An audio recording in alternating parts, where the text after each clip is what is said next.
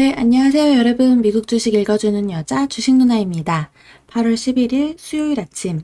우리가 잠든 사이 밤새 미국 증시에선 어떤 일이 있었는지 체크해 드리도록 하겠습니다. 뉴욕 증시 혼조세로 장을 마감했습니다. 다우지수 플러스 0.46%, 그리고 S&P 500 지수 플러스 0.10%, 그리고 나스닥 지수는 마이너스 0.49% 이렇게 하락 마감을 했는데요. 이날 뉴욕 증시는 1조 달러 규모의 인프라 투자 법안이 상원에서 통과된 가운데 코로나19 우려가 지속된 영향으로 이렇게 좀 혼조세로 장을 마감했습니다. 다우지수랑 S&P 500 지수가 이렇게 또다시 사상 최고치를 경신을 했는데, 반면에 나스닥 지수는 국채금리 상승 흐름 때문에 이 하락하는 경향을 보였죠. 이날 투자자들의 관심사는 인프라 법안과 또 코로나19 델타 변이 우려, 또 국채금리 움직임 등이었다라고 볼 수 있습니다. 1조 달러 규모의 인프라 투자 법안이 상원에서 통과되면서 증시에 긍정적으로 작용이 되었는데요. 미 상원은 이날 1조 달러의 규모 그 인프라 법안을 통과시켰습니다. 이는 조 바이든 대통령이 의회에 요청한 4조 달러의 초대형 예산안 중 일부에 해당되고, 도로, 교량, 수도, 광대역 통신 등에 투자하는 법안으로 5,500억 달러 규모의 신규 투자도 포함하고 있는 것으로 전해졌습니다. 다만 이번 법안이 미 하원을 통과하려면 여름 휴회를 거쳐 9월 중순 이후까지 기다려야 할 것으로 전망되고 있는데요. 낸시 펠로시 하원 의장이 나머지 3조 5천억 달러 예산안까지 하원에서 함께 처리하길 원하고 있어 인프라 법안이 최종 발효되기까지는 시일이 좀 걸릴 것으로 예상되고 있습니다. 코로나19 우려가 지속되고 있는 점은 증시에 그래도 좀 부담으로 작용이 되고 있는데요. 뉴욕타임스 집계에 따르면 미국의 코로나19 신규 확진자 수는 이날 기준 7일 평균 하루 12만 4,470명으로 전일의 11만 명대에서 또다시 증가했습니다.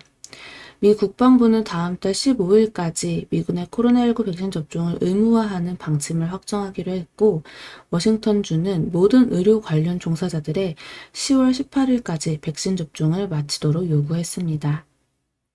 미 질병통제예방센터는 프랑스와 이스라엘, 태국 등 7개국에 대한 여행 경보를 가장 높은 4단계로 상향했습니다. 한편 높은 백신 접종률을 나타내고 있는 이스라엘에서는 신규 확진자 수가 6개월 내 최대인 6,275명으로 증가해 추가적인 방역 조치 논의가 본격화되고 있습니다. 우리나라 같은 경우도 이제 어제 오후 기준으로 2,000명이 넘어섰죠. 오늘 오전에 발표되는 수치가 일단 정말 최소 2,000명인 건데, 계속 사상 최고치를 또 기록하고 있기 때문에 지금 오전에도 장이 지지부진할 수밖에 없겠구나. 델타 코로나 그 바이러스 백신 관련주만 움직일 수 있겠구나라는 거를 예상해 볼 수 있네요. 어제도 좀 그런 장이었죠. 그리고 또 이날 발표된 주요 경제 지표는 대체로 부진한 모습이었는데요. 미 노동부가 발표한 2분기 비농업 부문 생산성은 전분기 대비 연율 2.3% 증가해 전월 수정치와 시장 예상치를 모두 하회했습니다. 전미 자영업연맹이 발표한 7월 소기업 낙관 지수는 99.7로 전월에 102.5포인트에서 하락했고, 또 시장 예상치도 밑돈 수치였습니다. 그리고 또, 이제 국제유가 같은 경우는 그래도 미국 상원 인프라 투자 법안 통과 소식 등의 강세를 보였는데요. WTI 9월 인도분 가격은 전거래일보다 1.81달러, 즉 2.72% 상승한 68.29달러에 거래 마감되었습니다. 종목별로 한번 살펴볼까요? 나스닥에 있는 먼저 이 팡주를 보면요. 전체적으로 또 다 이렇게 좀 약세를 보였습니다. 넷플릭스며 아마존이며 애플, 페이스북, 구글 모두 약보합권에서 거래 마감된 흐름 보실 수 있을 겁니다. 근데 이날은 아무래도 국채금리가 또 상승을 하면서 결국에 이 은행주들이 강세를 보여준 날이었죠. 그저께 장에서 또 그 어제 장에 이어서 은행주들이 또 흐름이 괜찮았죠. 웰스파고와 골드만삭스가 또 2%대 뛰었고요. 뱅크 오브 아메리카도 1.87%대 올랐습니다. 또 에너지주 역시 이제 반등에 성공을 하는 흐름 나타났습니다. 여기 보시면 여기 네, 뭐 유가 반등 덕에 이 엑슨모빌이랑 쉐보론 주가 다시 한번 이제 그 어제 전날의 하락이었던 부분을 다시 또 이렇게 플러스로 살려내는 모습이 나타났어요. 또 이렇게 한번 쭉 살펴보면요. 우선 반도체 쪽이 좀 좋지 않았습니다. 그쵸. 전체적으로 좀 조정도 받았고, 이번에 마이크론 테크놀로지에서도 마이너스 5%대 하락이 나왔는데, 오늘 우리나라 반도체 쪽은 어떨지, 사실 그냥 어제 같은 경우는 잠깐 쉬어갔다라고 봐도 무방할 정도의 그런 흐름이 나왔는데, 좀 오늘은 어떤 식으로 또 이어갈지 우리는 좀 외국인과 기관의 수급 역시 잘 체크해 볼 필요가 있을 것 같네요. 또 보면요. 화이자 같은 경우 이제 4%대 올랐지만 반대로 전날에 모더나 같은 경우 17% 급등했었잖아요. 이게 오늘장에서도 이제 장중 사사 최고치를 경신을 했었지만 좀 차익 실현 물량이 나오면서 이렇게 마이너스대로 또 마감이 되었고 시외에서도 지금 좀 하락하고 있는 모습이 나오고 있네요. 그리고 또 코인베이스 같은 경우 어제도 좀 흐름 좋았는데 됐죠? 네, 오늘도 나쁘지 않았어요. 지금 시외에서는 좀 하락하고 있네요. 이게 지금 시외에서도 같이. 정규장에서도 어제는 이렇게 쭉 좋았거든요. 그 비트코인 흐름이 요즘에 되게 괜찮잖아요. 코인장 흐름이 나쁘지 않았기 때문에 상승 흐름 보여줬다가 이제 정규장에서는 3.85% 하락 마감을 했습니다. 장마감 후에 2분기 실적을 발표했거든요. 22억 3천만 달러의 매출을 기록했는데 시장 예상치가 17억 8천만 달러였던 점을 보면은 가뿐히 상회한 수치였는데 이렇게 또 실적 발표 후 하락세를 또 나타내고 있죠. 조정주당 순이익 역시 3.45달러, 시장 예상치 2.33달러보다도 훨씬 더 웃돈 수치였다라는 거 체크하시면 좋겠습니다. 그리고 또 AMC 같은 경우는요. 전날 장 마감 후 예상보다 더 낮은 분기 손실을 발표했다는 소식에 좀 상승세를 보이다가 6% 하락 마감을 했습니다. 그리고 또 한 가지 재밌는 게 AMC는 모든 미국 영화관 체인에서 비트코인을 결제 수단으로 허용하기로 했죠. 그래서 좀 앞으로의 이 비트코인 시장이나 또 연결해 봤을 때, 주식난도 비트코인이 눌려 있을 때 그래도 아직은 좀 멀리 보고 투자할 단계라고 생각을 한다라고 계속 의견을 드리고 있는데요. 이런 식으로 우리나라에서도 비트코인으로 이제 결제할 수 있는 그 다날의 자회사죠. 거기서부터 차근차근 지금 허용되고 있는 것들이 좀 보이는데요. 미국도 마찬가지인 것 같습니다.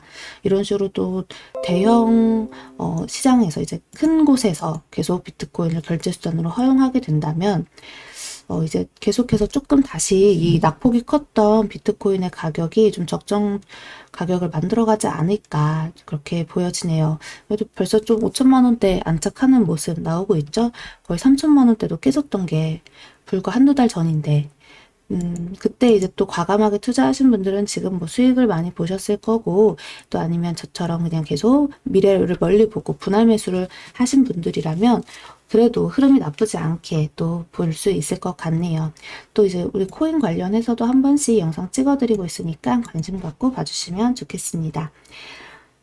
오늘 그리고 또 항공 쪽도 다행히 이렇게 미국은 계속해서 좋게 이어가고 있거든요. 여행, 항공, 카지노 이 부분.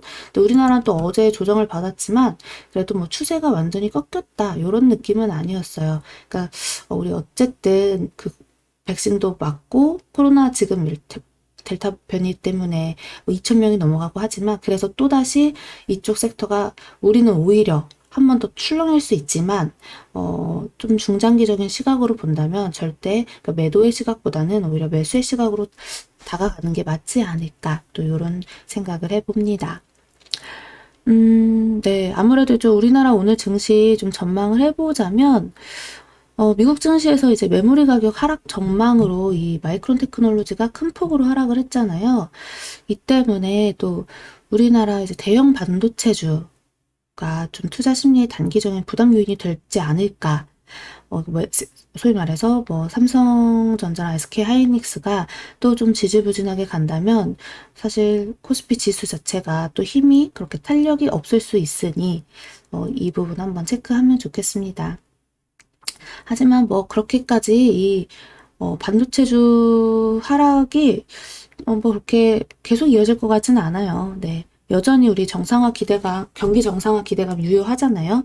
또 반도체 업황 둔화는 원래 계속 이 둔화에 대한 우려는 지금 수개월간 이어지고 있었던 만큼, 네, 이제는 좀 하방은 어느 정도 막힌 게 아닐까, 이렇게 생각이 듭니다. 지금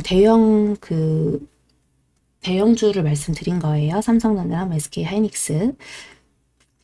네, 우선 오늘 장 초반에는 좀 신규 확진자 수가 2,000명대를 돌파할 것으로 지금 예상되고 있다라는 점에서 투자 심리를 좀 위축시킬 수 있지만 그래도 또 수급 방향 보면서 잘 체크하면 그래도 힘든 장이지만 우리가 또 잘 꿋꿋하게 이번 주 힘든 장 버텨낼 수 있을 거라고 생각합니다. 한번 우리 라이브 방송에서 계속해서 시장 상황이랑 체크해드리면서 종목별로도 흐름 체크해드릴 테니까요. 이따 라이브 방송 12시에 만나도록 해요. 그럼 우리 오늘 장도 화이팅 하고요.